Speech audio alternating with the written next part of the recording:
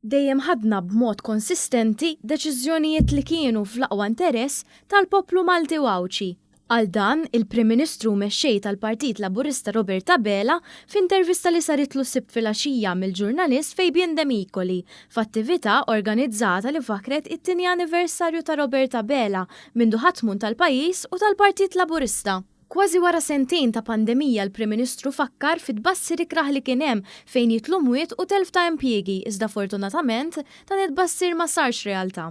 Jumejn qabel jitlu miżuri ġodda brabta mal-pandemija l-Prim Ministru qal li huwa kruċjali li kulħadd jibqa' jikkopera u jieħu d-doż addizzjonali tal-vaċċin kontra l-COVID-19. Dan biex tiżdied ir-rata ta' nies imlaqma u qal li hu se jkun l-ewwel wieħed li jimbotta tneħħija ta' dawn il-miżuri ġala darba jingħata l-parir biex dan isir mill-awtoritajiet tas-saħħa. Saħaq ukoll li f'pandemija ma tmexxix bil-populiżmu u ringrazzja b'mod speċjali l-ħaddiema kollha fil-qasam tas-saħħa li taw sehem imprezzabbli biex salvaw il-ħajja ħaddieħor u poġġew tagħhom friskju.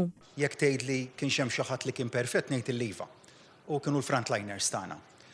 Il-frontliners fil-qasam mediku, il-frontliners l-oħra kollha fosthom il-forzi tal-ordni li ġibdu ħabel wieħed quddiem dal-mument straordinarju qalu illi aħna għandna missjoni diffiċli imma li se noħorġu b'mod tajjeb minnha. Lill-frontliners partikolarment dawk tal-qasam mediku nsellmilhom rajt dal-aħħar jien kelli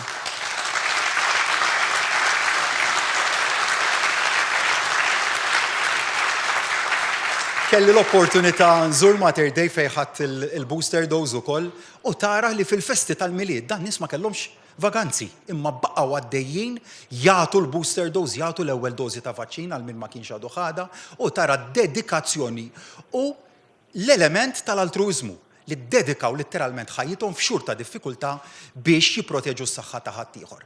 L-għada li tħabbar pjanċar ta' ristrutturar għall-linji nazzjonali tal-ajru l-Air Malta, il-Prim Ministru kien ċar. Dan il-Gvern se jaħdem fid-direzzjoni li tiġi salvata l-Air Malta u jinħoloq mudell sostenibbli għall-futur tagħha. Fl-istess waqt, il-ħaddiema li se jibqgħu jaħdmu mal-Air Malta se jonotaw serħan il-moħħ dwar l-impjieg tagħhom fil-waqt li dawk li mhux se jibqgħu jaħdmu direttament mal-Air Malta mhux se jitilfu l-ħobża ta' kuljum. Li nista' nagħti serħan il-moħħ lill-ħaddiema kollha huwa illi l-impjieg tagħhom garantit, l-introjtu tagħhom huwa garantit, kondizzjonijiet tax-xogħol huma garantiti wkoll.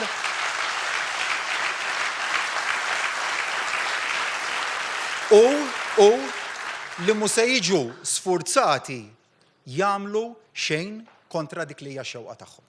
Dwar David Take li stejjer fil-ġurnali żvelaw kif għandu qrib il-1,000,000 VAT dovuta iddeskrivih bħala każ ta' ipokritiżmu politiku ta' persuna li dejjem ikkritika u attakka lil ħaddieħor. Qal li b'differenza in-nies jafu li dan il-gvern ħadem kemm felaħ favur governanza tajba u dejjem wettaq proġett u miżuri biex jagħmel il-ġid. Intant fil-ġimgħa li timmarka sentejn mindu Robert Abela ser Mexxej tal-Partit Laburista semma l-kontinwità. Bħala eżempju qal kif komplew iżidiet fil-pensjonijiet, l-in-work benefit u ċekkijiet ta' rivużjoni tat-taxxa. Semma wkoll bidliet li saru biex saħħew il-governanza tajba f'pajjiżna. Robert Abela qal ukoll li dan il-gvern qed juri li minkejja li għandu mandat popolari qed jibqa' b'saqaħ mal-art u viċin in-nies. Semma wkoll it-tiġdid li sar fosthom fil-grupp parlamentari u fil-Partit Laburista stess. Il-Prim Ministru irrefera wkoll għal kriżijiet internazzjonali bħal żidiet fil-prezz tal-fuel u qal li l-Maltin mhux jitkellmu dwarhom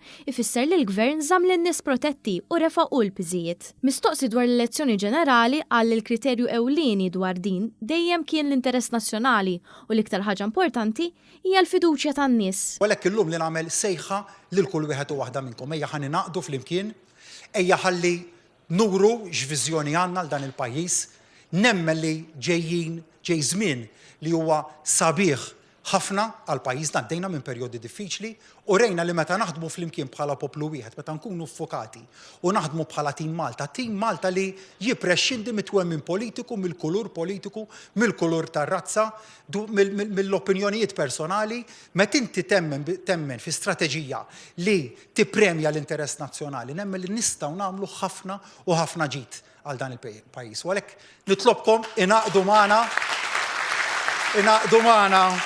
sabiex infasslu, inkatru l-politika tal-għaqda, inkunu aħna li nuru kemm verament nemmnu fl-interess nazzjonali, ejjew sabiex flimkien inkomplu mmexxu lil Malta u l-għawdex il-qudiem.